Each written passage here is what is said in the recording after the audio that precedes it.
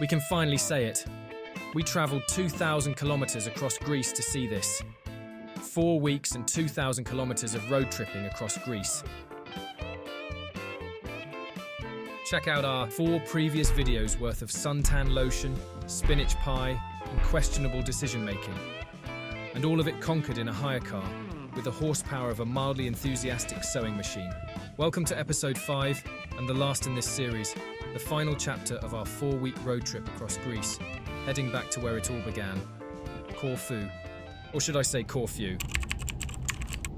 Because stepping out of our air-conditioned car and onto the ferry at the port of Igoumenitsa in 48 degrees heat really did make us both say exactly that. You know it's hot when you can feel your eyelids sweating. We end our 4-week Greek road trip with slightly more luggage, slightly less money, and definitely a lot more suntan lotion. 4 weeks of road tripping, ferry hopping, hill climbing, cove swimming, pie eating and wrong turn taking, all drifting away into the blue behind us. Soon the pastel-coloured buildings of Corfu town come into view. Peach, yellow, soft pink, all stacked like a Mediterranean layer cake.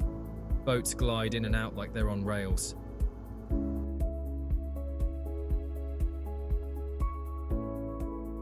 We'll show you 5 of our favourite places on Corfu. Kassiopi, Agios Stefanos on the east coast, Kalami Beach, Agni Beach, and Paleokastritsa.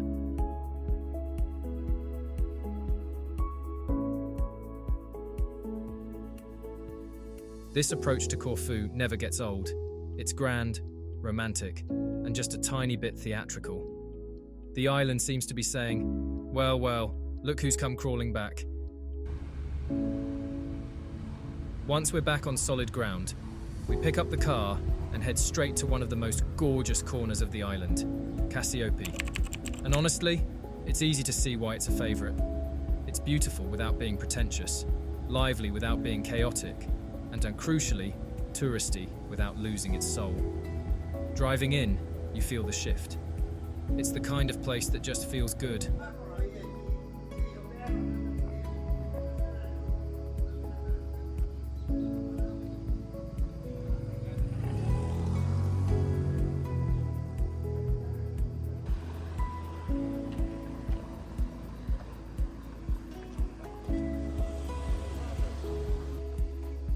We take a slow wander through the streets, cobbled lanes lined with boutiques, little artisan shops, and stores overflowing with Greek pottery, handmade jewellery, linens, soaps, ceramics, and those irresistibly unnecessary things you don't need, but suddenly need very much.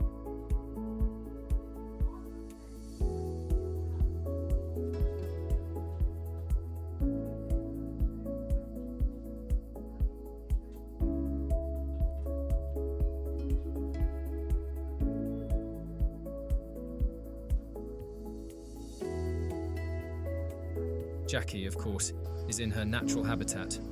So I do the sensible thing. I buy her a couple of linen dresses because clearly she can never have enough.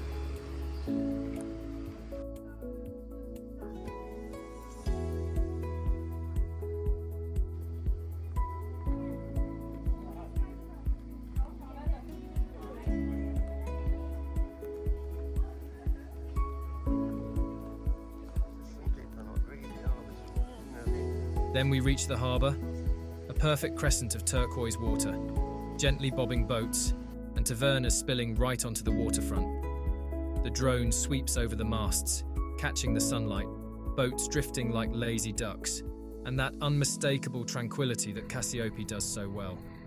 This is the sort of place where you sit down, just for a quick drink, and then somehow it's 3 hours later, and you're emotionally attached to the table.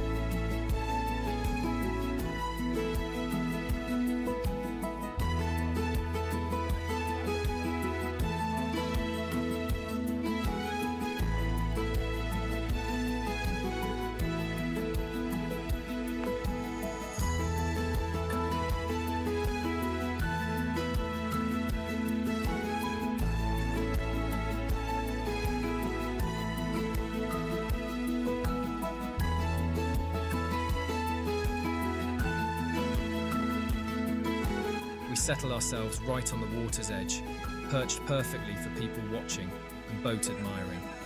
I order a very large beer, emphasis on very, and Jack gets her signature rum and coke, classic holiday fuel, and in true Greek fashion, we're given a complimentary bowl of crisps. Greeks are generous like that. Order a drink? Here, have a snack. Order another drink? Here, have more snacks. Order a third? Here, have dinner.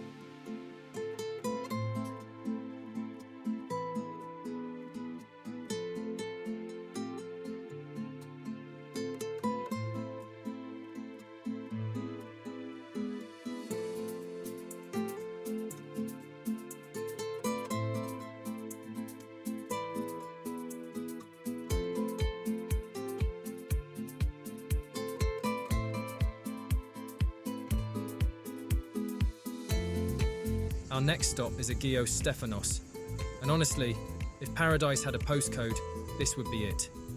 It's small, unspoilt, peaceful, and just the right amount of sleepy tavernas, a handful of bars, and views you want to bottle and take home. This is the kind of place people come back to every year. Same hotel, same taverna, same beach bed. And after being here, we completely understand why.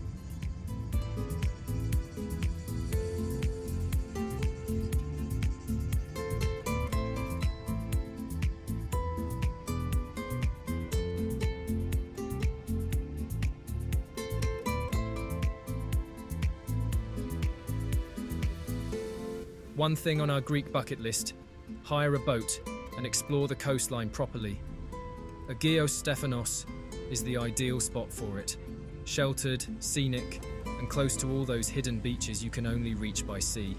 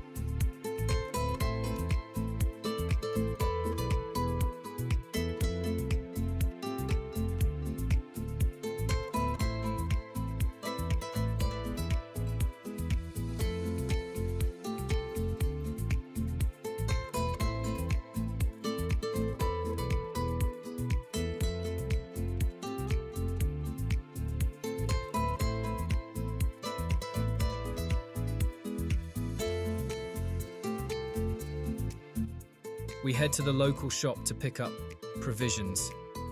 A very serious, very balanced Greek picnic. Spinach and feta pie, orange pie, beer, and of course rum.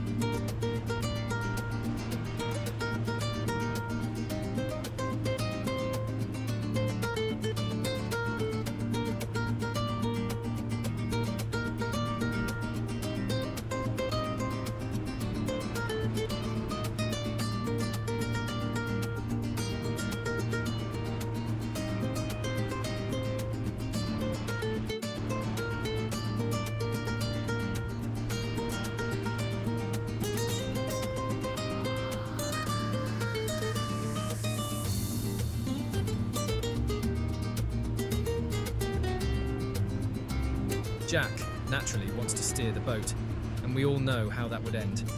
So she does what she does best, she supervises, from the passenger seat. The sea is a bit choppy, which gives the journey a very refreshing hold onto your eyebrows energy.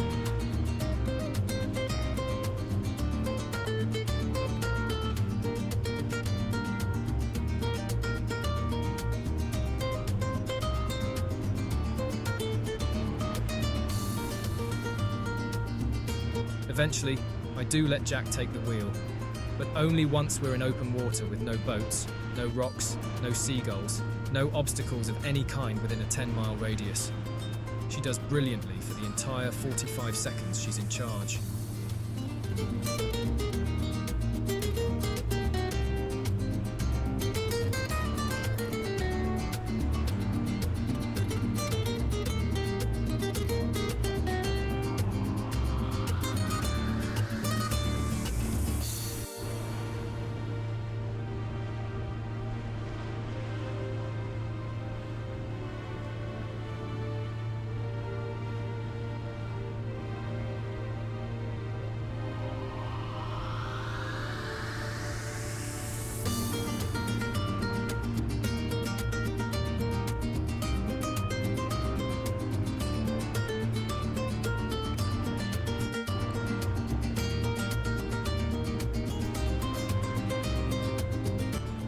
We moor up in Kalami Bay, famously home to the Durrell family.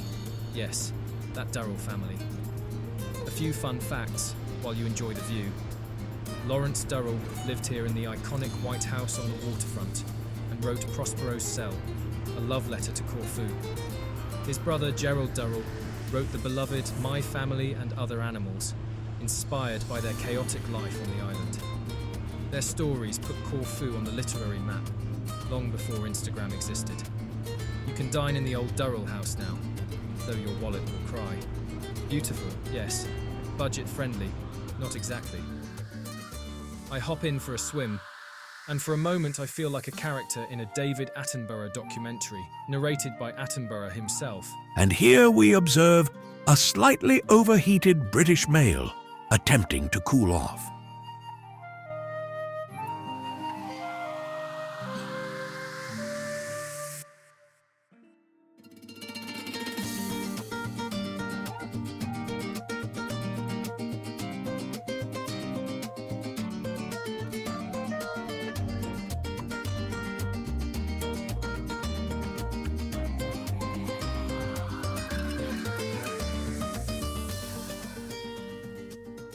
Next up, Agni Beach, where the super yachts come to casually show off. The water here is so deep right up to shore that these enormous floating palaces can glide in like elegant whales. It's a brilliant spot for people watching. The beautiful people watching the other beautiful people, while we watch the whole lot of them.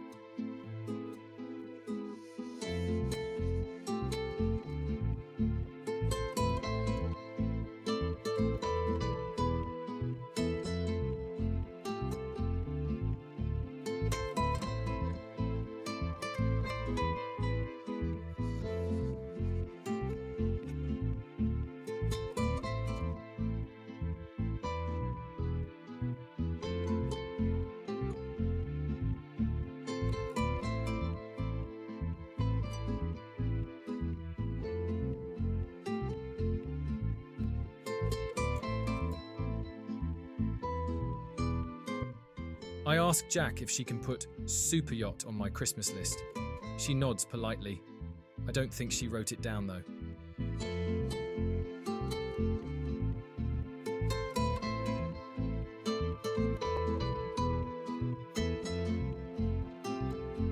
Fun bonus fact. Agni is famous for its 3 waterfront tavernas, each legendary in their own right, attracting everyone from regular holidaymakers to celebrities. Good food, perfect water, big yachts, the full package.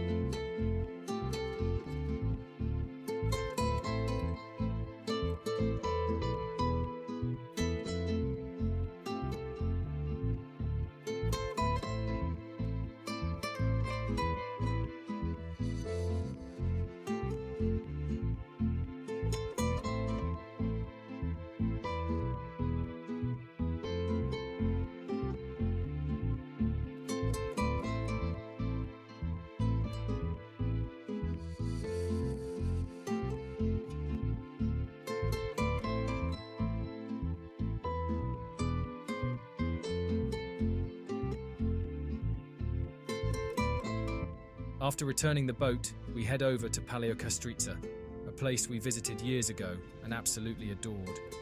Back then, it was magical, quiet, green, romantic, full of character. This time, well, it's changed. Still beautiful. Oh, absolutely. But now, very, very busy. There are new bars, new restaurants, and a giant beachfront concrete car park that has hoovered up a chunk of its charm. And parking here requires nerves of steel, advanced geometry skills, and possibly a prayer or two.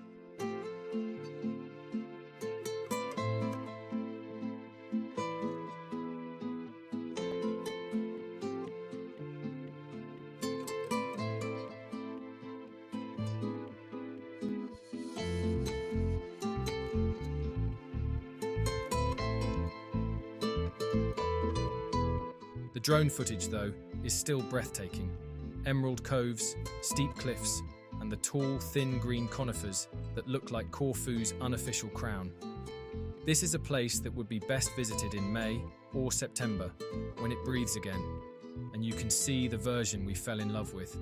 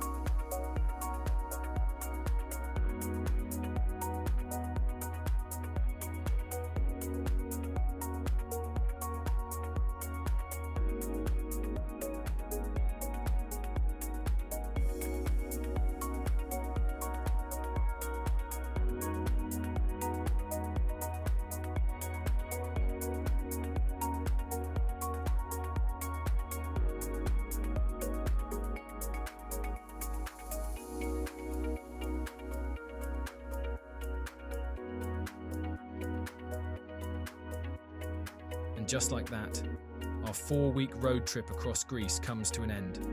From Corfu to the Peloponnese to the mainland and back again. Wrong turns, right turns, beautiful moments, and stories we'll be laughing about for years. We hope you enjoyed the journey with us. The highs, the mishaps, the pies, the heat waves, and everything in between. If you want the full story, every laugh, every wrong turn, every moment of where on earth are we, Jack has written a book capturing it all, Lawfully Lost, available now on Amazon. Link in the description. Thanks for coming along with us. And until the next adventure, Yamas.